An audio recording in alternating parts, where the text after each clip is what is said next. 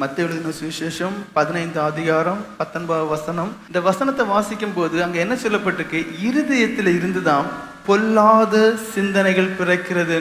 கொலை, வெறி, கீழ்த்தரமான பாவங்கள், அசுத்தம், இது எல்லாவற்றிற்குமே காரணம் அந்த ஸ்டோர் ஹவுஸ், அந்த பொக்கிஷமாக இருக்கக்கூடியதான அந்த இருதயத்தில் உதிக்கக்கூடியதான எண்ணங்கள். அப்ப அந்த இருதயம் விருத்த சேதனம் பண்ணப்பட்டு அந்த இருதயத்தில் இருக்கிறதான நுனித்தோல்கள் வெட்டப்பட்டு அந்த இருதயத்திற்கு பாவங்கள் எல்லாமே, அசுத்தங்கள் எல்லாமே அகற்றப்பட்டு இருக்குமே. ஆனால் அதிலிருந்து உதிக்கக்கூடியதான எண்ணங்கள், சிந்தனைகள் அவைகள் பரிசுத்தமா இருக்கும். இல்லை என்றால் அவை எப்படி இருக்கும்? அசுத்தமாகவே இருக்கும். அப்ப உங்களுக்கு தெரியணும் என் இருதயம், என் இருதயத்தின் நினைவுகள் எப்படி இருக்கு என்று. ரோமர்கள் 7 அதிகாரம் 8 வசனம் அதிகம் என்ன சொல்லப்பட்டு, பாவமானது கற்பனையினாலே சமயம் பெற்று, எப்படி பாவமானது கற்பனையினாலே சமயம் பெற்று இச்சைகள் நடப்பிக்கிறது. தெளிவா சொன்னேன். உங்க சிந்தனை தான் இச்சைக்குரிய காரியம் இல்ல ஆசைக்குரிய காரியங்கள் இவைகளை உள்ள கொண்டு வந்து அதையே தியானித்து அதையே சிந்திச்சிருக்கும் போது அது என்ன சமயம் பார்த்து உங்களுக்குள்ள அது இச்சைக்குரிய காரியங்களை நடப்பிக்கும். பிலிப்பியர்கள் 4 அதிகாரம் 10 வசனத்தை கடைசி பாகம் அழகான ஒரு காரியம் சொல்லி என்ன சொல்லி, இப்படி செய்ய எண்ணம் கொண்டிருந்தீர்கள், சமயம் மாத்திரம் நேரிடல. அதாவது இந்த இப்படிப்பட்ட எண்ணங்கள், உலக பிரகாரமான ஆசைகள், உலக பிரகாரமான எண்ணங்கள், இச்சைகள், இந்த மாதிரிப்பட்ட காரியங்களுக்கு எல்லாம் நீங்க இடம் கொடுத்து இருக்கும்போது சமயம் அமைஞ்சிச்சுன்னா நீங்க தப்பு பண்ணுவீங்க. இப்போ யோசேப்புடைய வாழ்க்கையை நீங்க பாருங்க, சமயம் அமைது தப்பே பண்ணல. காரணம் என்ன தெரியுமா? அந்த மனுஷன் ஆவிக்குரியவன். அந்த மனுஷன் ஆவிக்குரியவன். அந்த மனுஷன் யாரு? ஆவிக்குரியவன். அவன் ஆவிக்குரியவனா இருக்கிறதுனால தப்பு பண்ணக்கூடிய சமயம் அமைதி யாருமே கிடையாது. ஆனா அவன் எழுதி ஓடுறான். காரணம் என்ன? சிந்தனை சுத்தமா இருக்கு. என் தேவனுக்கு விரோதமா நான் பாவம் செய்யணும். இங்க வேதம் என்ன சொல்லுது? இப்படி செய்ய எண்ணம் கொண்டிருந்தீர்கள், சமயம் மாத்திர நேர். அது நல்ல காரியமா இருந்தா நல்லதா அமையும், கெட்ட காரியம்னா கெட்டதா அமையும். கொலோசியர்கள் 3 அதிகாரம் 5 வசனம் அது என்ன சொல்லப்பட்டு, நிறைய பாவங்களை குறித்து சொல்லப்பட்டு, எப்படி துரிச்ச, அசுத்தம், பொருள் ஆசை. 8 வசனம் அதே கொலோசியர் 3 அதிகாரம் 8-9 வசனம் என்ன சொல்லுது? கோபம், பொறாமை, பொய் சொல்லு, இப்படிப்பட்ட காரியங்கள் எல்லாம் இருக்குது. 7 வசனம் 2வது பாகம் நீங்க பாத்தீங்கன்னா, அவைகளை செய்து கொண்டு வந்தீர்கள் அப்படின்றது. இப்படிப்பட்டதான பாவ காரியங்களை மனுஷன் என்ன செய்யறான்? அவருடைய சிந்தனைக்கு இடம் கொடுத்து அவன் செய்துட்டே வரான். ஆனா இதுல விடுதலை பெறலாம். 2வது வசனம் சொல்லுது, இனி மேலானவைகளை நாடுங்கள். அப்ப இங்க எதுக்கு முக்கியத்துவம் கொடுக்கிறாரு பவுல் அப்போஸ்தலர்? எதுக்கு முக்கியத்துவம் கொடுக்கிறாரு? என்னால முடியல, நான் பாவியாதான் இருக்கேன், நான் விழுந்துட்டேன், இதான் என் பலவீனம்னு சொல்லாதீங்க. முதல்ல நீங்க செய்ய வேண்டியது உங்க சிந்தனையை கைப்படுத்து. இனி என்ன செய்ய? மேலானவைகளை நாடு. இதுவரைக்கும் உலகத்துக்குரிய அற்பமான, அசுத்தமான, இச்சைக்குரிய, பொருளாசை நிறைந்த காரியங்களில் ஈடுபடுவீங்களா? இனி அப்படி இருக்காது. இனி என்ன செய்யுங்க? மேலான உங்க சிந்தனை, நான் பரலோகம் போனோம், தேவனை காணணும், இந்த உலகத்தில் 4 பேரால் என்னை பார்த்து சொல்லணும், அவன் பரிசுத்தவான், அவன் ஆவிக்குரியவன், அவன் உண்மை உள்ளவன், அவன் யதார்த்தவான், 4 பேராவது சொல்லணுங்கிறதான அந்த ஒரு சிந்தனை உங்களுக்குள்ள வரும்போது உங்களுடைய எண்ணங்கள் அப்படியே மாறுது, உங்களுடைய நடக்கைகள் அப்படியே மாறும். அதே அதிகாரம் 10வது வசனத்தின் கடைசி பாகம் சொல்லுது, புது மனுஷனை தரித்து கொள்ளுங்கள். அப்ப எல்லாவற்றுக்கும் காரணம் உங்க சிந்தனை. இதை அறிஞ்சுதான் பவுல் அப்போஸ்தலர் எப்படி உங்களுடைய சிந்தனை மாம்சீக பிரகாரமா இருந்தா நீங்க மாம்சத்துக்கு ஏற்றபடியே நடப்பீர்கள். அதாவது எபேசியர் 4 அதிகாரம் 17-19 வசனம் அது என்ன சொல்லுது? வீண் சிந்தனையில அவங்க நடக்கிறாங்க. அப்ப உங்க சிந்தனை வீணான காரியங்களை ஈடுபடுறீங்க. பணம், பொருள், இல்லைன்னா என்ன கேம் விளையாடுறது, இல்லைன்னா டிவியில பாக்குறது, இல்லைன்னா யூடியூப்ல பாக்குற தேவையில்லாத காரியங்களை, இப்படி வீணான காரியங்கள்ல ஈடுபடுறதுக்கு நீங்க தான் உங்க சிந்தனையை வைக்கிறீங்க. காரணம் என்ன தெரியுமா? அந்த சிந்தனையோடு சேர்த்தாலும் உங்களுடைய புத்தி அந்த காலப்பட்டுச்சு, அந்த புத்தி இருள் அடைந்துச்சு. அதனால என்ன வினைகள் வருது? உங்களுடைய இருதயம் கடினப்படுது. நீங்க எப்படிப்பட்டவங்களா மாறுறீங்க? தேவனுக்கே அந்நியர்களாக மாறுறீங்க. அப்ப இது தேவனுக்கே நீங்க அந்நியனா மாறுறீங்க. அதாவது உங்களுடைய சிந்தனை, அந்த சிந்தனை எப்படி? வீணான சிந்தனை காரியங்களில் ஈடுபடும் போது உங்க புத்தி அந்த காலப்படுது. அதனால என்ன உண்டாகுது? இருதய கடினம் உண்டாகுது. அடுத்து 19 வருஷம் என்ன சொல்லப்படுது? உணர்வு இல்லாதவர்களாகவே நீங்க மாற்றப்பட்டு. இப்ப என்ன சொல்றது? குடிகாரங்க என்ன சொல்லி என்னால முடியல, தப்பு பண்றவங்க என்ன சொல்லி என்னால முடியல, இச்சைக்குரிய காரியங்கள் பண்றவங்க என்னால முடியல. காரணம் என்ன? வேதம் சொல்லுது உணர்வு இல்லாதவனாக நீ மாறிட்டான். வேதம் சொல்லுது சகல அசுத்தங்களையும் ஆவலோடு நடப்பித்தார்கள் சொல்லப்படும். வேதம் என்ன சொல்லுது? ஏன் உணர்வு இல்லாம ஆயிடுறது? குடிக்காதுன்னு சொன்னா அவன் உணர்வே இருக்க, இப்படியெல்லாம் யூடியூப்ல பார்க்காதுன்னு சொன்னா அவன் உணர்வே இருக்க. எல்லா அசுத்தங்களையும் ஆவலோடு நடப்பிக்கிறார்கள் வேதம் சொல்லுது. இதுக்கு எல்லாம் காரணம் என்ன? வீண் சிந்தனைக்கு இடம் கொடுக்கிறது, புத்தியில் அங்ககாரப்படுது. இது எதுல கொண்டு போய் உங்களை விடுது? இருதய கடினத்துல கொண்டு விடுது. இப்ப நீங்க உங்களையே பார்த்து உங்களுடைய சிந்தனை மாம்சிக பிரகாரமா இருக்குமே, ஆனால் நீங்க மாம்சத்தின்படியே நடப்பீங்க. அப்ப இப்போ உங்களை நீங்க சோதிச்சு பாருங்க, உங்களை நீங்க கேளுங்க, என்னுடைய சிந்தனை எப்படிப்பட்டதா இருக்கு? நீங்க உங்களை கேளுங்க. நீங்க ரட்சிக்கப்பட்டேன்னு என்று சொல்லக்கூடாது, அபிஷேகம் பெற்றேன்னு சொல்லக்கூடாது, ராப்புதன் எடுத்து சொல்லாது. உங்க சிந்தனை எப்படி இருக்கு? என்னுடைய வாழ்க்கை எப்படிப்பட்டதா இருக்கு? மாம்சிக பிரகாரமான சிந்தனை எனக்குள்ள இருந்து என்னை வழிநடத்துதா, அல்லது ஆவிக்குரிய சிந்தனை எப்பொழுதுமே பரிசுத்தமான காரியங்கள், தேவசுத்தமான காரியங்கள் என்னுடைய சிந்தனை இருக்கிறதா என்று நீங்க உங்களை பார்க்கணும், உங்க சிந்தனையை பார்க்கணும். ஏன் அடுத்தது 7-8 வசனங்கள். அந்த வசனம் என்ன சொல்லுது? எப்படி என்றால் மாம்ச சிந்தனை தேவனுக்கு விரோதமான பகை, அது கீழ்ப்படியாமலும் கீழ்ப்படிய கூடாமலும் இருக்கிறது. மாம்சத்துக்கு உட்பட்டவர்கள் தேவனுக்கு பிரியமாய் இருக்க மாட்டார்கள். அதாவது மாம்சிக சிந்தை உடையவர்கள் அல்லது பாவிகளுடைய தன்மை எப்படி இருக்கு? முதல் காரணம் என்ன சொல்றாங்க? ரொம்ப ஸ்ட்ராங்கா இருக்கு. நீங்க ஒரு கெட்ட எண்ணம் தானே, ஒரு அசுத்த எண்ணம் தானே, இப்படி நீங்க சொல்வீங்க. ஆனாலும் கூட நீங்க யாருதான்? தேவனுக்கு விரோதி. கடுமையான ஒரு வசனமா. நம்ம என்ன நினைக்கிறோம்? கொஞ்சம் பொருளாசை ஒண்ணும் செய்யாது, கொஞ்சம் சிச்சிப்பு சிந்தனை ஒண்ணும் செய்யாது, கொஞ்சம் அசுத்த சிந்தனை ஒண்ணும் செய்யாது. வேதம் தெளிவா சொல்லுது மாம்ச சிந்தனை, மாம்ச சிந்தை. இதுவரைக்கும் உங்களுக்கு அந்த எண்ணமே இருக்க. செயல்ல வந்த பிறகுதான் சொல்லுவியோ, செய்துட்டேன், தப்பு பண்ணிட்டேன், விழுந்துட்டேன். இல்ல, வேதம் சொல்லுது சிந்தனை. அது அப்படி இருக்குமே, ஆனா நீங்க தேவனுக்கு விரோதி. நீங்க ரட்சிக்கப்பட்டேன்னு சொல்றாரு, நீங்க ஆவிக்குரியன்னு சொல்றாரு. நீங்க யாரா? தேவனுக்கு விரோதி. நீங்க யாரா? தேவனுக்கு பகைனே. நீங்க தேவனை பகைக்கக்கூடியவரா இருக்கிறீங்க, தேவன் உங்களை பகைக்கக்கூடியவரா. எவ்வளவு கடுமையான காரியம் பாருங்க, சிந்தனை. ஆனா நம்ம எப்பதான் பாவரிக்கை பண்ணுவோம்? விழுந்த பிறகு. எத்தனை பேரா சிந்தனைக்கா நிஜம் பண்ணது உண்டா? சுருக்கம், ஒரு சிலர் இருப்பீங்க. அடுத்து என்ன சொல்லப்பட்டிருக்கு? அந்த மாம்ச சிந்தையுடைய மனுஷனால தேவனுடைய நியாய பிரமாணத்துக்கு கீழ்ப்படியாமலும் கீழ்ப்படிய கூடாமலும் இருக்கிறது. அப்ப அர்த்தம் என்ன? இந்த மாம்ச சிந்தையுடைய மனுஷன், இந்த உலக சிந்தையுடைய மனுஷன், அவனால தேவனுடைய வார்த்தைகளுக்கு கீழ்ப்படியவே முடியாது. என்ன சொல்லப்பட்டிருக்கு? அவனால கீழ்ப்படிய முடியல, அவன் நினைச்சாலும் முடியல. நான் வசனத்தை சொல்றேன், என்ன சொல்லப்பட்டிருக்கு? அப்போ சிந்தனை எப்படி தீர்த்து கேட்டது பாரு. அழுத சிந்தனைகள் வந்துட்டா முழங்கால சும்மா பண ஆசை வந்துட்டு இருக்காண்டது, சும்மா வீடு அது இது வாங்கணும்னு தோண்டிட்டு இருக்காண்டது. அது எல்லாத்துடைய முடிவும் அழிவு. எனக்கு இந்த உலகம் நம்ப முடியுது அல்ல, பரலோக ராஜ்யம் நம்ப முடியுது. இங்க என்ன சொல்லப்பட்டிருக்கு?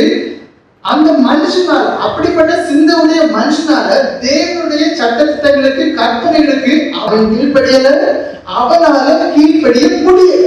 ரெண்டு காரணம். அவன் கீழ்ப்படியல, அவன் நினைச்சாலும் அவனால கீழ்ப்படிய முடியல. அடுத்து என்ன சொல்லப்பட்டிருக்கு? இந்த சின்ன சின்ன சிந்தனைகள் வருது, எண்ணங்கள் வருது, மாம்சிகமானது. நீங்க அப்படி உடல்வா இருந்தீங்கன்னா நீங்க தலைகீழ நின்னாலும் சொல்லிடாதீங்க நான் தேவனுடைய பிள்ளை, நான் தேவனுடைய ஆவியுடைய. வேதம் என்ன சொல்லுது? நீங்க தேவனுக்கு பிரியமானவர்கள் அல்ல. என்ன சொல்லுது? தேவனுக்கு பிரியமா இருக்க மாட்டார்கள். அப்போ சிந்தனை இவ்வளவு சொல்லுது. ஒரே ஒரு காரியத்தை, சிந்தனை. நம்ம எப்படி பைபிள்ல போயிட்டு இருக்கும் போதும் சிந்தனை வரும், இச்சைக்குரிய காரியங்களை பார்ப்போம். படுக்கும் போதும் பல அசுத்த சிந்தனைகள், பல காரியம். ஆனா எல்லாத்தையும் புரிஞ்சுடுங்க, நீங்க தேவனுக்கு சத்துரு. தேவனே உங்களுக்கு பகைக்கக்கூடிய நிலைமையில இருக்கிறீங்க. தேவன் உங்க மேல பிரியமா இல்லை, நீங்க தேவனுக்கு பிரியமா இருக்க போறது கிடையாது. நீங்க கீழ்ப்படிய போறது, தேவனுடைய சட்டத்தை கீழ்ப்படிய போறது கிடையாது. நீங்க நினைச்சாலும் கீழ்ப்படிய முடியாது. இது எல்லாமே மாம்ச சிந்தனை உடைய தன்மைகள். ஏன் மாம்ச சிந்தனையுடைய மனுஷனால இப்படி இருக்க முடியுது? முதல் காரியம், he is self-centered. அப்படின்னா என்ன அர்த்தம்? அவன் தன்னை மையமாகவே வாழக்கூடிய. அப்ப மாம்ச சிந்தனை முக்கியமான காரியம் என்ன? அவன் எப்படிப்பட்டவனா இருக்கிறான்? அவன் தன்னை மையமா வைத்து வாழ்றானே தவிர தேவனை மையமாக வைத்து வாழல. நான் என்ன சொன்னேன்? மாம்ச சிந்தனை எப்பதான் கொல்ல முடியும்? தன்னை மையமா, எனக்கு என் குடும்பம், எனக்கு சொத்து சேர்க்கணும், என் பிள்ளைக்கு சேர்க்கணும், நான் சுகபோகமா இருக்கணும். வேதத்திலிருந்து சுகபோகமா இருக்கிறவன் உயிரோட சேர்த்தம். இப்ப எல்லாருக்கும் எப்படி ஆண்டவர் ஆராதிக்கிறோம், ஆண்டவர் வணங்க வரோம். காரணம் என்ன? வீட்டுல ஒரு நன்மையும் குறைஞ்சிடக்கூடாது, எல்லா செல்வமும் இருக்கணும். உலக பிரகாரமா தான் தேட வந்திருக்கும். மாம்சீக பிரகாரமான மனுஷன் எப்படிப்பட்டவனா இருப்பான்? அவன் காட் சென்டரா இருக்க மாட்டான். தேவனை மையமாக வைத்து தேவன் போதும், தேவ சித்தம் போதும் வாழக்கூடிய வேலை. அவன் எப்படிப்பட்டவன்? நான் எனக்கு ஒரு நன்மை குறைபடக்கூடாது. மனசும் மாம்சமும் விரும்புற பிரகாரமா எல்லாவற்றையுமே அனுபவிக்க விரும்புறவங்க. அப்ப இப்படிப்பட்டவங்க எப்படிப்பட்டவங்க இருப்பாங்க? ஜென்ம சுபாவம் உள்ளவங்களா இருப்பாங்க. இன்பத்தை மட்டும் அனுபவிக்கணும்னு இருப்பாங்க. இவங்களால என்ன செய்ய முடியாது? தேவனை பிரியப்படுத்தவும் முடியாது, கற்பனைகள் கைகொள்ள முடியாது. எடுத்துக்காட்டு பாருங்க, சிம்சோனை பாருங்க. ஆண்டவர் அவனை முன்குறித்தார், அவருடைய ஆவியை அவனுக்குள்ள வைத்தார். ஆனா அவன் எப்படிப்பட்ட மனுஷனா இருந்தான்? நசரேயே விரும்புடைய மனுஷனா இருந்தாலும் கூட அவன் அதை ஒரு காலம் வரைக்கும் தன் வாழ்க்கையில கடைபிடித்ததே இல்லை. பெண்களுக்கு பின்னாடி போனான், இச்சைக்குரிய காரியங்களை செய்தான், ஒரு காட்டு கழுத போதே இருந்தான். முடிவு பாருங்க, கண்கள் பிடிக்கப்பட்டது, கொல்லப்பட்டான். காரணம் என்ன? கீழ்ப்படியாமலும் கீழ்ப்படிய கூடாமலும் போறது. இந்த வசனத்தை நான் ஏன் திரும்ப திரும்ப சொல்றேன்னா, இங்க இருக்கக்கூடிய அநேகருடைய நிலைமையும் பரிதாபம். நம்ம சிம்சனை பார்த்துக்கலாம், ஐயோ. ஆனா ஆண்டவர் சொல்றாரு, உனக்கு ஐயோ, உன்னை பார்த்து நான் பரிதாபப்படுறேன். காரணம் என்ன? காரணம் என்ன? உங்களால வேத வசனத்தை கீழ்ப்படிய முடியல. ஏன்? நீங்களும் மாம்ச சிந்தனைகளாகவே இருக்கிறீங்க. சாலமோன் ராஜாவுடைய முடிவு பரிதாபம், பரலோகத்துக்கு போகல. காரணம் என்ன? தெளிவா சொல்லிட்ட, நான் என் கண்கள் இச்சித்தது ஒன்றையும் விடவில்லை. எல்லாத்தையும் அனுபவிச்சு. அப்ப உலகத்துக்குரிய மனுஷனா மாறிட்டு. ஏன்னா ஆவிக்குரிய மனுஷன் சுய கட்டுப்பாடுடையவனா இருக்க வேண்டும். திரும்பவும் சொல்றேன், ஆவிக்குரிய மனுஷன் சுய கட்டுப்பாடுடையவனா இருக்கணும். ஆவின் கனிகளை ஒன்று என்ன? செல்ஃப் கண்ட்ரோல், இச்சை அடக்கம். எப்படி அவங்க இச்சையை அடக்கம் பண்ண அனுபவம். அப்போ நீங்க உங்களால ஏன் ஆண்டவருக்கு பிரியமா வாழ முடியல? மாம்ச சிந்தனை உங்களை நெருக்கி ஏறுந்தாள். ஆகாப் ராஜா உங்களுக்கு தெரியும், அவன் ராஜா, அவருக்கு ஒண்ணுமே குறவில்லை. ஆனா அடுத்தவங்க தோட்டத்தை விரும்புறான், அடுத்தவங்க கொண்டு அதை அபகரிச்சான். அவனுக்கே தெரியும் 10 கட்டளைகள்லாம் என்ன, அடுத்தவனுடைய உடமைகளை விரும்பக்கூடாது. ஆனா அது விரும்பும். ஏன்? அவனால முடியல. ஏன்? அவன் திராட்சை தோட்டம் கிடையாதா? இஷ்டம் போல இருக்கு, நாடே அவனுக்குரியதான், இஷ்டம் போல இடம் இருக்கு. ஏன் முடியல? நீங்க உங்களை பார்த்து கேட்கணும். தாயார் சொல்றாங்க பிள்ளைகிட்ட, யூடியூப்ல பார்க்காரு, ஏன் முடியல? புருஷனை பார்த்து குடிக்காத, இல்ல பார்க்க வைக்காத, இல்ல கெட்ட வார்த்தை பேசாத, இல்ல யூடியூப்ல பார்க்காதன்னு சொல்லி புருஷனை பார்த்து மனைவி சொல்லு. ஏன் முடியல? ஏன் முடியல? மாம்ச சிந்தை. அதாவது முதலே சொல்லிட்டு, அந்த மாம்ச சிந்தையை நீங்க கொல்லாம இருக்கிறீங்கன்னா அது உங்களை கொல்லும். ஆகாப் ராஜாவுடைய வாழ்க்கையை பரிதாபம். பாவம் அந்த மனுஷனுக்குள்ள பலன் கொள்ளுது. அந்த மனுஷன் அப்படியே வழிநடத்து. என்ன சொல்றாங்க? எனக்கு விருப்பம் இல்லை, ஆனா என்னால முடியாது. என்ன சொல்றாங்க? எனக்கு விருப்பம் இல்லை, ஆனா என்னால முடியாது. காரணம் என்ன? மூளையை வித்துட்டாங்க, இருதயத்தை வித்துட்டாங்க. பலன் கொண்டுட்டு ஆசை நிச்சயம் பலன் கொண்டு ஆட்கொண்டு அந்த சிந்தனை அந்த மனுஷன் அப்படியே வழிநடத்து. யாக்கோபு 4வது அதிகாரம் 4வது வசனம் என்ன சொல்லுது? உலக சிநேகம் தேவனுக்கு விரோதமான பகை. என்ன சொல்லப்பட்டிருக்கு? தேவனுக்கு விரோதமானது. மாம்ச சிந்தை என்ன சொல்லப்பட்டிருக்கு? தேவனுக்கு விரோதமானது. மாம்ச சிந்தை என்ன சொல்லப்பட்டிருக்கு? பகை. அது ஆண்டவர் எங்க ஒப்புக்கிட்டாரு தெரியுமா? உலக சிநேகம். இங்க இருக்கிறதுல எத்தனை பேர் உலகத்தை சிறிது அடைஞ்சீங்க? நீங்களே பாருங்க. இல்ல, உலகத்துக்கு ஏற்றபடி கொடுக்க விரும்புறீங்க, உலகத்துக்கு ஏற்றபடி பேச விரும்புறீங்க, உலகத்துக்கு ஏற்ற நடக்க விரும்புறீங்க. ஆனா எல்லாரும் பரலோகம் போகணும் முடியாது.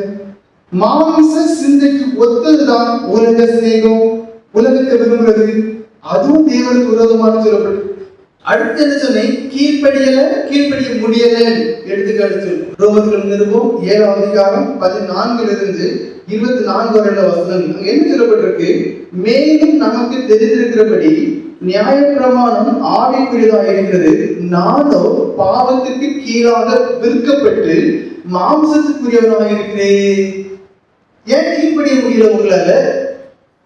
நான் நினைச்சாலும் என்னால கீழ்ப்படிய முடியல. காரணம் என்ன? நான் என்ன பாவத்துக்கு வித்துட்டேன். நான் நினைச்சாலும் என்னால முடியல. எப்படி எனில், நான் செய்கிறது எனக்கு சம்மதி இல்லை, அதாவது எனக்கு பிடிக்கல. நான் விரும்புகிறதை செய்யாமல் நான் வெறுக்கிறதை செய்கிறேன். அர்த்தம் என்ன? இதெல்லாம் பார்க்க கூடாதுன்னு எனக்கு தெரியும், இதெல்லாம் பேசக்கூடாதுன்னு எனக்கு தெரியும், இதெல்லாம் செய்யக்கூடாதுன்னு எனக்கு தெரியும். ஆனாலும் நான் என்ன அதுதான் செய்கிறேன். ஆதலால் நான் அல்ல, எனக்குள் வாசமா இருக்கிற பாவமே அப்படி செய்கிறது. புரிஞ்சுக்கிடுங்க. மாம்ச சிந்தன் சொல்றோம், அதுக்கு இடம் கொடுத்துட்டீங்கன்னு அர்த்தம் என்ன? நீங்க பாவி, உங்களுக்குள்ள இருக்கிறது பாவம். அந்த பாவம் என்ன செய்யுது? உங்களை அப்படியே வழிநடத்துறது. அதான் சொல்றது, நன்மை செய்ய வேண்டும் என்கிற விருப்பம் என்னிடத்தில் இருந்தும் நன்மை செய்வதோ என்னிடத்தில் இல்லை. அடுத்த வருஷம் தெளிவாச்சு, நன்மை செய்ய விருப்பம் இருக்கு, ஆனா என்னால என்ன செய்ய முடியல? அதை நிறைவேற்ற முடியல. காரணம் என்ன? பாவம் எனக்குள்ள இருக்கு, மாம்ச சிந்தனை இருக்கு. ஆதலால் நான் விரும்புகிற நன்மையை செய்யாமல் விரும்பாத தீமையே செய்கிறேன். தொடர்ந்து நீங்க வாசிக்கும்போது நிறைய காரியம் இருக்கு. எப்படி சொல்லப்பட்டிருக்கு? எனக்குள்ள ஒரு பிரமாணம் இருக்கு. என்ன பிரமாணம்? பாவ பிரமாணம். அது என்ன செய்யலாம்? என்ன சிறைப்படுத்துது. இதுதான் என்னது? உங்க சிந்தனைக்கு எவ்வளவு கவனமா இருக்கணும் பாருங்க. சிந்தனை தானே நினைக்கிறீங்க, அந்த சிந்தனை என்ன செய்யுது? 23ஆம் வசனம் சொல்றது எப்படி? அது என் அவயங்களில் உண்டாயிருக்கிற பாவ பிரமாணத்துக்கு என்னை சிறையாட்டிக் கொள்கிறது. நீங்க சிந்தனைக்கு இடம் கொடுப்பீங்கன்னா கடைசியில் அவங்க என்ன செய்யணுமா? சிறைப்படுத்து. அதுக்கு எப்படி? சிறைச்சாலையில் இருக்கிற மனுஷன் எப்படி இருப்பான்? இந்த டைம்ல அவங்க இதை செய்யணும், இந்த டைம் இதை செய்யணும் அப்படின்னு அவனை வழிநடத்துறது போல உங்களை அந்த சிந்தனை என்ன தெரியுமா செய்யும்? இதை செய், அதை செய், இதை செய், அதை செய். ஒரு மிருகத்தை எப்படி எல்லாம் இதெல்லாம் போட்டு வழி நடத்துவாங்களோ, அங்க போ இங்க போன்னு சொல்லுவாங்க, அதே போலயே உங்களுக்கு நீங்க மனுஷனாக இருக்கலாம். நான் சொல்றேன், நீங்க மிருகங்கள் தேவனுடைய பார்வை. நீங்க மனுஷனாக இருக்கலாம், மானசீக சிந்தனையுடைய இருக்கிறார்கள், நீங்க மிருகம். காரணம் என்ன? மனுஷன் என்கிறவன் சுய கட்டுப்பாடு உள்ளவன், மனுஷன் என்பது சிந்தனை உடையவன். அவன் சரி என்பதை சிந்திச்சு அதன்படி செய்யக்கூடியவன். ஆனா நீங்க சிந்திக்கிறீங்க, ஆனா செயல்படுத்த முடியல. காரணம் என்ன? நீங்க உங்களை வித்துட்டீங்க, பாவத்துக்கு உங்க அடிமையாக்கிட்டீங்க, உங்களுடைய சிந்தனையை சிறைப்படுத்த ஒப்பு கொடுத்துட்டீங்க. கடைசி வருஷம் 24 வருஷம் என்ன சொல்லி பாருங்க, ரொம்ப கேட்கும்போது சங்கடமா இருக்கும். நிர்பந்தமான மனுஷன் நான் சிந்தனை எங்க கொண்டு விடுது பாருங்க. புலம்புற என்ன சொல்றாரு? நான் யார் தெரியுமா? அப்படியா இப்படியான்னு சொல்லல. நிர்பந்தமான மனுஷன் நான், இந்த மரணத்தில் நின்று யார் என்னை விடுதலையாக்குவார்? மரணம் என்ன சொல்லு? பாவத்திலிருந்து சொல்லுது. ஏன்? பாவத்தினுடைய சம்பளம் மரணம், பாவத்தினுடைய விளைவு மரணம், பாவத்தினுடைய முடிவு மரணம் தெரியும். அதனால பாவத்தை சொல்லாம மரணமே சொல்லிட்டேன். இதுல இருந்து விடுவிக்கக்கூடியவர் யார்? எவ்வளவு ஒரு பரிதாபமான ஒரு காரியம் பாருங்க. சிந்தனை தானே ஒன்னே இல்லை, சிந்தனை தானே ஒன்னே இல்லை நம்ம சொல்றோம். அது எவ்வளவு ஆபத்தானத கொஞ்சம் புரிஞ்சுக்கிடுங்க. கலத்திற்கு நிருபம் 5ஆம் அதிகாரம் 17ஆம் வசனம் அது என்ன சொல்லுது? மாம்சம் ஆவிக்கு விரோதமாக செயல்படுகிறது. ஏன் உங்களால கீழ்ப்படிய முடியல? ஏன் உங்களால ஆவியோட மாற முடியல? உங்களுக்குள்ள இருக்கிற மாம்சம், உங்களுக்கு இருக்கிற மாம்ச சிந்தனை, உங்களுக்கு இருக்கிறதான பாவம், அது உங்களை அடிமையாகி வச்சிருக்கு, உங்களை சிறைப்படுத்தி வைத்திருக்கு. நீங்க நினைத்தாலும் வெளியே வர முடியல. அதனால அது என்ன செய்யுது? ஆவிக்குரிய காரியங்கள் தான். மாம்சம் ஆவிக்கு விரோதமாக. அப்படியானது மாம்ச மனுஷனாக இருக்கிற நீங்க பரிசுத்தமா இருக்க முடியல. அது உங்களை தடை பண்ணி கொண்டே இருக்கு. யோவான் சுவிசேஷம் 3ஆம் அதிகாரம் 6ஆம் வசனம் என்ன சொல்லுது? மாம்சத்தால் பிறப்பது மாம்சமாயிருக்கும். தேட தன்னிலிருந்து காப்பாற்றினாலும் அது உங்களை நன்றி சொல்லாது. அது என்ன செய்யும்? கொட்டதான் செய்யும். அது தேவையுடைய தன்மை. அப்ப நீங்க மாம்ச சிந்தையுடையவராக இருக்கிறீங்க, நீங்க மாம்சத்துக்குரியவராக இருப்பீங்க. சிலருடைய எண்ணம் எப்படி தெரியுமா? திங்கட்கிழமை சனிக்கிழமை வரைக்கும் உலக மனுஷன் எல்லா பாவங்களும் செய்வாங்க. ஞாயிற்றுக்கிழமை வந்து நம்ம ஆவிக்குரிய நினைச்சுடுவாங்க. எப்படி? அதிகாரம் ஆராதனை போயிடுவாங்க, அவங்க சமாதானத்துக்கு வந்துருவாங்க, பொதுக்கூட்டத்துக்கு வந்துருவாங்க, அப்புறம் பிந்தி நடக்குது 20 இருந்துருவாங்க. அவங்க எப்படி எண்ணம்? நான் பயங்கர ஆவிக்குரியவன் கிடையாது. அதான் சொல்றேன், மாம்சத்துக்குரியவனா இருக்கிறதா நீ ஏன்னா மாம்சத்தால் பிறப்பது எல்லாமே எப்படிப்பட்டதா இருக்கும்? மாம்சத்தை விடுறதா இருக்கும். எபேசியர்கள் நிருபம் 2ஆம் அதிகாரம் 3ஆம் வசனம் என்ன சொல்லுது? உங்களுடைய மனசும் மாம்சமும் விரும்புறபடிதான் உங்களால வாழ முடியும். வித்துட்டீங்க, உங்களை அடிமையாக்கிட்டீங்க. எவ்வளவு சங்கடமான காரியம் பாருங்க. மத்திய சுவிசேஷம் 7ஆம் அதிகாரம் 18ஆம் வசனம் சொல்லுது, கெட்ட மரம் நல்ல கனி கொடுக்க. அப்ப நீங்க என்ன மரம் பாருங்க, என்ன விரும்புறோம்? ஞாயிற்றுக்கிழமை மட்டும் நிறைய நல்ல காரியங்கள் செய்யலாம். ஆனா ஆண்டவர் சொல்லிட்டாரு, நீ கெட்ட மரம், நீ தலையில நின்றாலும் நல்ல கனி கொடுக்க முடியாது. நீ முதல்ல மாம்ச சிந்தையை வெறுத்து ஆவிக்குரிய சிந்தையுடனாய் மாறினா மட்டும்தான் நல்ல மனுஷனாய் மாற முடியும். 2வது சங்கீதம் 1-3 வரை நீங்க வாசிப்பீர்களானால் அங்க என்ன சொல்லப்பட்டிருக்கு? ஏன் கீழ்ப்படிய முடியல? ஜனங்கள் விருதா காரியத்தை சிந்திக்கக்கூடியவங்களா இருக்க. நம்ம என்ன சொல்றோம்? அதெல்லாம் வரும், மனுஷனாக வரும். ஆனா வேதம் சொல்லுது அதான் உனக்கு கேள்வி. 2வது சங்கீதம் 1-3 வரை நீங்க வாசிக்கும் போது மனுஷன் எப்படிப்பட்டவனா இருக்கான்? விருதா காரியங்களை சிந்திக்கக்கூடியவனா இருக்கான். அடுத்து என்ன? கர்த்தருக்கு விரோதமாய் ஆலோசனை பண்றோம். அப்புறம் நீங்க நினைப்பீங்க, நான் அப்படி ஆலோசனை பண்ணேன். ஆனா அர்த்தம் என்ன தெரியுமா? உங்களை பத்தி சாதாரண மக்களுக்கு ஆண்டவருடைய கற்பனைகள் உங்களுக்கு கொடுக்கப்பட்டிருக்கு. நீங்க என்ன இதெல்லாம் ஒண்ணு கைக்கொள்ள முடியாது, இதெல்லாம் யார் கைக்கொள்வா? இதெல்லாம் சும்மா எழுதிருக்கு. அப்ப அதுவே தேவனுக்கு விரோதமான ஒரு எண்ணம். கலாத்தியர் நிருபம் 5ஆம் அதிகாரம் 7வது வசனத்தின் 2ஆம் பாகம் என்ன சொல்லுது? சத்தியத்திற்கு கீழ்ப்படியாமல் இருக்க செய்து. சிந்தனை எங்க வந்து நிற்கின்பார்? ஏன் கீழ்ப்படிய முடியல? ஏன் உபதேசத்தை கீழ்ப்படிய முடியல? ஏன் வேத வசனத்தை கீழ்ப்படிய முடியல? பாவம் மேற்கொடு, மாம்ச சிந்தனை தானது இடம் கொடுத்து அது உங்களை சுத்தி கெட்டிட்டு. அடுத்து என்ன சொல்லப்பட்டிருக்கு? 8வது வசனம், உங்களால தேவனுக்கு பிரியமா இருக்க முடியாது. ரோமர்கள் நிருபம் 7ஆவது அதிகாரம் 5ஆம் வசனம் சொல்லுது, ஏன் உங்களால தேவனுக்கு பிரியமா இருக்க முடியாது? நீங்க மாம்சத்துக்கு உட்பட்டவங்க, பாவ இச்சை உடையவங்களா இருக்கு. மாம்சத்துக்கு உட்பட்டவங்க எப்படி இருப்பாங்க? அவங்க பாவ இச்சை உடையவங்களா இருப்பாங்க.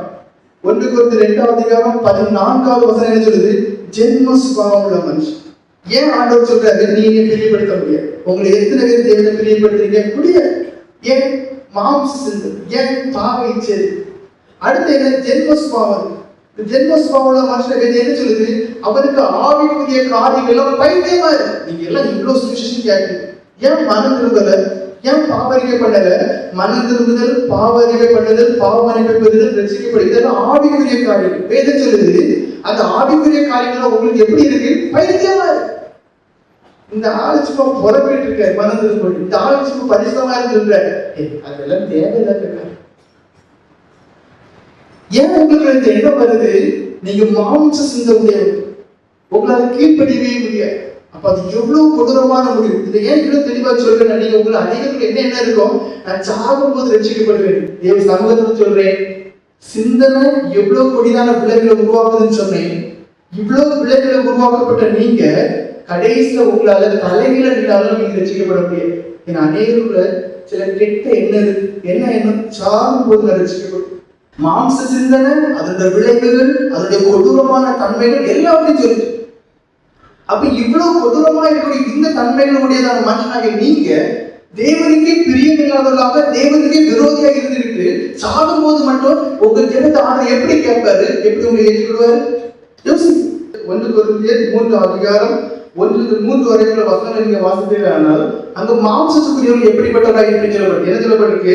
உங்களுக்குள்ள பொறாமை இருக்கு, வாக்குவாதம் இருக்குதுன்னு சொல்லிட்டு சொல்றாரு. இது எல்லாம் மாம்சீக பிரகாரமான மனுஷனுடைய காரியம். 1 கொரிந்தியர் 3ஆம் அதிகாரம் 1-3 வரை. அப்ப மாம்சீக பிரகாரங்கிறது வெறும் தீய அசுத்த சிந்தனை மட்டும் கிடையாது. மாம்ச சிந்தைங்கிறது பொறாமை இருந்தாலும் சரி, வாக்குவாதம் இருந்தாலும் சரி, சண்டை இருந்தால் தப்ப முடியுமா? தப்ப முடியாது. எபேசியர்கள் நிருபம் 5ஆம் அதிகாரம் 10வது வசனம் சொல்லுது, கர்த்தருக்கு பிரியமானது இன்னதென்று சோதித்து பாருங்கள். என்னைக்காவது சோதிச்சு பார்த்துருக்கீங்களா? கிடையாது. 40 வருஷம் விசுவாசியா இருப்பீங்க, இல்ல 20 வருஷம் விசுவாசியா இருப்பீங்க. சிந்தனையில மட்டும் பல எண்ணங்கள் வரும். என்னைக்காவது என்ன வந்திருக்கா? ஐயோ இந்த சிந்தனை வந்துட்டு, அப்ப தேவன்கிட்ட பிரியமா இருக்க மாட்டாரு சொல்லி எத்தனை பேருக்கு என்ன வந்திருக்கு? நான் சொல்லி வந்திருக்கேன், ஐயோ நான் தேவனுக்கு பிரியமா இருக்கிறேன். அந்த எண்ணம் வந்து நீங்க பதறுவீங்க, நீங்க முழங்காலே பிழைப்பீங்க, நீங்க அழுவீங்க. ஏன்னா வேதம் தெளிவா சொல்லுது, மாம்ச சிந்தையுடைய மனுஷன் தேவனுக்கு பிரியமா இருக்க முடியாது. இப்ப நம்ம எல்லாரும் என்ன சொல்றோம்? நான் தேவனுக்கு பிரியமா இருக்கேன், நான் தேவனுக்கு பிரியமா இருக்கேன், நான் தேவனுக்கு பிரியமா இருக்கேன். ஆண்டவர் சொல்றாரு, இல்ல இல்ல இல்ல இல்லவே இல்லை. முடியுமா? முடியவே முடியாது, முடியவே முடியாது, முடியவே முடியாது. எவ்வளவு பரிதாபமா பாருங்க, எவ்வளவு பரிதாபமா பாருங்க. தேவனுக்கு பிரியமா யாரால இருக்க முடியாதான்? மாம்சத்தினுடைய மனுஷன். அப்ப நீங்க உங்களை பாருங்க, நான் தேவனுக்கு பிரியமானவனா இருக்கிறேனா இல்லைன்னா இன்னைக்கு பொருத்தனை பண்ணுங்க. ஒரு சின்ன எண்ணம் வந்தாலே உணர்ந்தாலும் அழுது என் சிந்தனை கழிவுதான், என் சிந்தனை நீங்க சுத்திகரித்தான். ஏன்னா கிறிஸ்து இயேசுக்குள் உங்களுடைய சிந்தனை காக்கப்பட கடவுள் வேணும். ஏன் என்னுடைய சிந்தனை காக்கப்படல? ஏன் எனக்கு கெட்ட சொப்பனங்கள் வருது? ஏன் எனக்கு கெட்ட எண்ணங்கள் ஒதுக்குது? ஒரு காரியத்தை பண்ணுங்க, நீங்க தேவனுக்கு பிரியமாய் நடக்கல, நீங்க தேவனுக்கு விரோதி, நீங்கள் பாவ சிந்தனைக்கு இடம் கொடுத்து அதை இன்னும் அதிகமாக அதிலே ஈடுபாடு உள்ளவங்களா இருக்கிறதுனால தேவனுக்கு பகைஞரா இருக்கிறீங்க. ரோமர்கள் நிருபம் 12ஆம் அதிகாரம் 1ஆம் வசனம் என்ன சொல்லுது? நீங்க தேவனுக்கு பிரியமா இருக்க வேண்டும், ஆனால் உங்களை ஜீவ பலியாக ஒப்பு கொடுக்கணும். எத்தனை பேர் கொடுக்குறீங்க? இல்ல. அப்ப நீங்க புரிஞ்சுக்கிடணும், நான் மாம்சீக பிரகாரமாகவே நான் ரசிக்கப்பட்டவனா இருக்கலாம், அபிஷேகம் பெற்றவனா இருக்கலாம், யாராவது இருக்கலாம். ஆனா இன்னைக்கு நீங்க புரியணும், நான் என் சிந்தனையில எந்த விடுதலையும் பெறல, நான் மாம்சீக பிரகாரமாகவே இருக்கேன். அடுத்த 9வது வசனம் அது என்ன சொல்லுது? தேவனுடைய ஆவி உங்களில் வாசமாக இருந்தால் நீங்கள் மாம்சத்துக்கு உட்பட்டவர்களாய் இராமல் ஆவிக்கு உட்பட்டவர்களாய் இருப்பீர்கள். கிறிஸ்துவின் ஆவி இல்லாதவன் அவருடைய அல்ல. அப்போ ஆவிக்குரிய சிந்தை உடையவனுக்கு என்ன பாக்கி இருக்கா? மாம்சீக பிரகாரமான எல்லாத்தையும் அவன் ஜெயித்த என்ன சொல்லப்பட்டு நீங்கள் மாம்சத்துக்கு உட்பட்டவா இராமல். அப்போ உங்க சிந்தனை நீங்க பாருங்க, அந்நிய பாஷையில பேசுறதுனால நீங்க ஆவிக்குரியவன் ஆக முடியாது. திரும்பவும் சொல்லு, வேதம் பேசு, சத்தியம் சொல்லுது. சத்தியம் என்ன சொல்லுது? நீங்க உண்மையிலேயே ஆவிக்குரியவா இருப்பீர்கள். 5ஆம் வசனம் சொல்லுது, ஆவிக்குரிய சிந்தனை இருக்கு. ஆவிக்குரிய சிந்தனை உடையவர்களாக இருக்கக்கூடிய ஆவிக்குரியவா நீங்க இருப்பீர்களே, ஆனால் மாம்சத்துக்குரிய எல்லாமே உங்களுக்கு அகற்றப்பட்டிருக்கும். பரிசுத்த ஆவியானவர் என்ன சொல்றாரு? உங்களை அப்படியே ஆட்கொள்வார். அவருடைய கண்ட்ரோலுக்குள்ள நீங்க மாறி ஆவிக்குரியவர்கள் அவர் உங்களுக்குள்ள இருந்து உங்களை வழி நடத்துவார். நீங்க பேதைகளா இருந்தால் வேதம் சொல்லுது, நீங்க பேதைகளா இருந்தாலும் திசை கெட்டு போவதில்லை. காரணம் என்ன? ஆவிக்குரிய சிந்தையை தந்து அவர் உங்களுக்கு சொல்லி தருவாரு, இதை செய் அதை செய். சில ஒண்ணுமே தெரியாது, என்ன பண்ணவே தெரியும், பொறுமையை தருவார். அது ஆவிக்குரிய சிந்தை. நமக்கு அந்த பொறுமை இல்லாத வெடிப்போம், கத்துவோம், சண்டை போடுவோம், பிரச்சனை பண்ணுவோம், இருக்கக்கூடிய அனுபவத்தை தீர்த்து. ஆவிக்குரிய சிந்தை அது நமக்கு வேணும். ரோமர்கள் நிருபம் 3ஆம் அதிகாரம் 12 15 வரைக்கும் நீங்க வசனங்களை வாசித்தா மனுஷனுடைய சரீரம், மாம்ச சிந்தையுடைய மனுஷனுடைய சரீரம் எப்படி இருக்குன்னு சொல்லப்பட்டிருக்கு. ரோமர்கள் நிருபம் 3ஆம் அதிகாரம் 12 15 வரைக்கும் என்ன சொல்லப்பட்டிருக்கு? நாவு வஞ்சனையா பேசும், காலு இரத்த சிந்தை தீவிரித்து ஓடும், அப்படி உறுப்புகள் பாவம் செய்யணும்னு சொல்லப்பட்டிருக்கு. ஆனா அவன் அப்படிப்பட்டவன் இருந்தாலும் அந்த சரீரத்தை அப்படியே ஆவிக்குரிய மனுஷன் இந்த வாழ்க்கையில அப்படியே மாறுது. இதான் நீங்க புரிஞ்சிடணும். எப்படி அசுத்த சிந்தனை உங்களுக்குள்ள இருந்து அந்த மனுஷனை பாவியாக மாற்றுதோ, மாம்ச சிந்தனை ஒரு மனுஷனுக்குள்ள இருந்து அப்படியே அவர் பாவியாக மாற்றுதோ, அதே போல ஆவிக்குரிய மனுஷனாக ஆவிக்குரிய சிந்தையுடைய மனுஷனை அவன் இப்படிப்பட்ட நாவு பாவம் செய்யும், கண்கள் பாவம் செய்யும், கால்கள் பாவம் செய்யும், கைகள் பாவம் செய்யும். ஆனா அப்படிப்பட்ட மனுஷன் அப்படியே மாற்று. எப்படி அங்க பாவம் ஒரு மனுஷனை ஆட்கொள்ளுதோ, எப்படி அங்க பாவம் ஒரு மனுஷனை ஆட்கொண்டு சிறைப்படுத்ததோ, இங்க தேவ ஆவியானவர் சிறைப்படுத்துகிறார். தேவ ஆவியார் தனது கண்ட்ரோலுக்குள் எடுத்துக்கிறார். தேவ ஆவியார் உங்களுக்குள்ள இருந்து உங்களை நெருக்கி ஏவி பரிசுத்த பாதையிலே நடக்கிறார். 1 யோவான் 4ஆம் அதிகாரம் 13வது வசனம் என்ன சொல்லுது? அவர் தம் ஆவியை நமக்குள் தந்ததால் நாம் அவருக்குள் நிலைத்திருக்கிறோம். இப்ப புரியுதா? ஆவிக்குரிய சிந்தனை எவ்வளவு முக்கியம், ஆவிக்குரிய வாழ்க்கை எவ்வளவு முக்கியம். தேவ ஆவியை பெற்றவர்களா இருக்கிறோம், அவருக்குள் நிலை நிற்கக்கூடியதான ஒரு வாக்கு. 1 கொரிந்தியர் 3ஆம் அதிகாரம் 14வது வசனம் என்ன சொல்லுது? நீங்கள் தேவனுடைய ஆலயமாக இருக்கிறீர்கள். அப்படி அர்த்தம் என்ன? அது வரைக்கும் பாவ மனுஷன், பாவ கண்கள், பாவ சரீரனுடையவனா இருக்கிறான். அவன் தேவனுடைய ஆவியை பெற்ற ஆவிக்குரிய சிந்தனையாய் மாறும்போது கண்களுடைய தன்மைகள் மாறுது, நாவுடைய தன்மைகள் மாறுது, சிந்தனையுடைய தன்மைகள் மாறுது. அந்த மனுஷன் அப்படியே மாறி அந்த சரீரமே தேவன் தங்கும் ஆலயமாகவே மாறும். கலத்திற்கு நிறுவம் 5ஆம் அதிகாரம் 24ஆம் வசனம் சொல்லுது, நீங்க அப்படி மாறும்போது எப்படிப்பட்டவர்களா இருக்கீங்க? கிறிஸ்துவை உடையவர்களா இருக்கு. ஆவிக்குரியன்னு சொல்றீங்களே, நீங்க கிறிஸ்துவ உடையவர்களா இருக்கிறீங்களா? தெரியும். எனவே என்ன சொல்லுது? நீங்க இப்போ மட்டும்தான் இந்த நான் சொல்லக்கூடிய இந்த அடிப்படைப்படி நீங்க வந்தா மட்டும்தான் நீங்க கிறிஸ்துவ உடையவங்க. அப்படின்னா மட்டும்தான் மாம்சத்தையும் அந்த மாம்சத்தில் உள்ள ஆசையும் அதன் இச்சையும் சிலுவையில் அறிய முடியும். இப்ப என்ன சொல்றோம்? நான் நிர்பந்தமான மனுஷன் சொல்லிட்டோம். அந்த ஆண்டவர் சொல்றாரு, நீ ஆவிக்குரிய நாம் மாறலாம். அவருடைய கிரியை இடம் கொடு, ஒரு ஒப்பு கொடு, ஒரு ஜீவ வழியா ஒப்பு கொடு, மன திருப்பு, பாவமன்னிப்பு பெறு, பூர்ணமான ஒரு அனுபவத்தோட தேவன் உனக்குள்ள வருவார். வரும்போது நீ கிறிஸ்துவை உடையவனாக இருக்கிற, அவருடைய ஆலயமா இருக்கிற. ரெண்டாவது என்ன, ஒன்னால என்ன செய்ய முடியுமா? மாம்சத்தின் செயலாலேயே அது ஆசை இச்சை சிறுவர் அறிய முடியுமா? ஆவிக்குரிய சிந்தனை எப்படிப்பட்டது தெரியுமா? மத்த 7ஆம் அதிகாரம் 14வது வசனத்தில் இடுக்கமான வாசல், நெருக்கமான வழி. ஆவிக்குரிய மனுஷன் எப்படிப்பட்டவனா இருப்பான் தெரியுமா? அவன் சுகபுகமாய் வாழ மாட்டான்.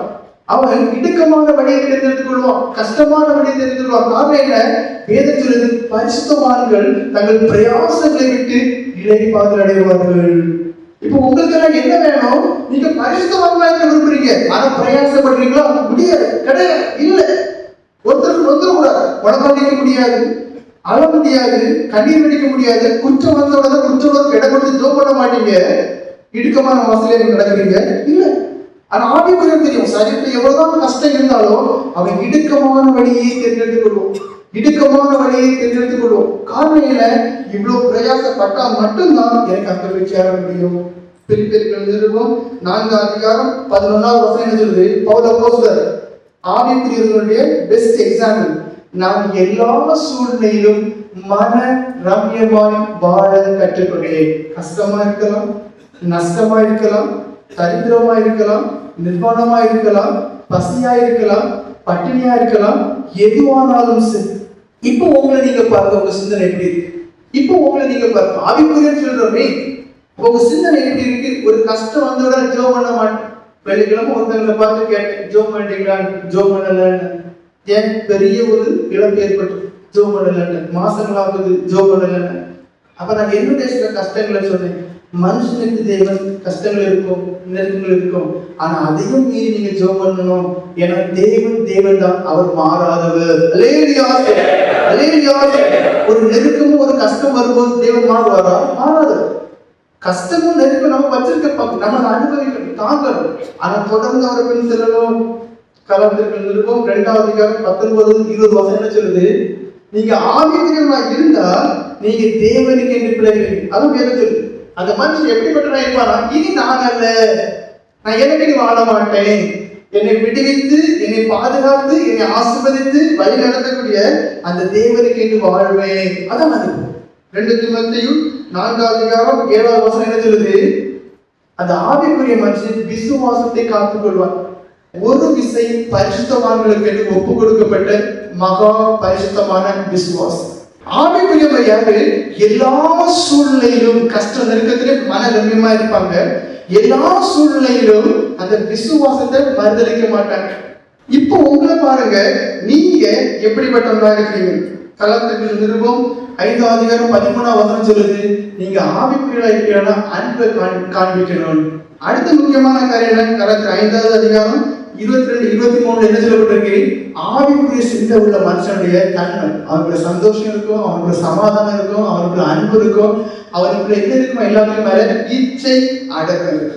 கடைசியா இந்த ஒரு காரியத்தை பவுல் அப்போஸ்தலர் பிலிப்பியர்கள் நிருபம் 4ஆம் அதிகாரம் 8வது வசனம் என்ன சொல்லப்பட்டிருக்கு? சிந்தனை குறித்து கவனமா இருக்கணும். பிலிப்பியர் 4:8, எவைகள் ஒழுக்கம் உள்ளவைகளோ, எவைகள் கற்புள்ளவைகளோ, எவைகள் அன்புள்ளவைகளோ, நற்குணம் உள்ளவைகளோ, எவைகள் நல்லவைகளோ, ஆத்மாக்கள் பிரயோஜனம் உள்ளவைகளோ அவைகளையே சிந்தித்துக் கொண்டிருங்கள். இப்ப என்ன? சிந்தனை தானே ஒன்னே இல்லை. அதான் தெளிவா சொல்லிட்டேன். சிந்தனை கொஞ்சம் மாறி கசப்பாச்சு, சிந்தனை கொஞ்சம் மாறி அது அசுத்தமாச்சு, சிந்தனை கொஞ்சம் மாறி தீயலா மாறினா ஒன்னே இல்லை நினைக்காதீங்க. அது உங்களை சிறைப்படுத்தும், அது உங்களை கொல்லும்.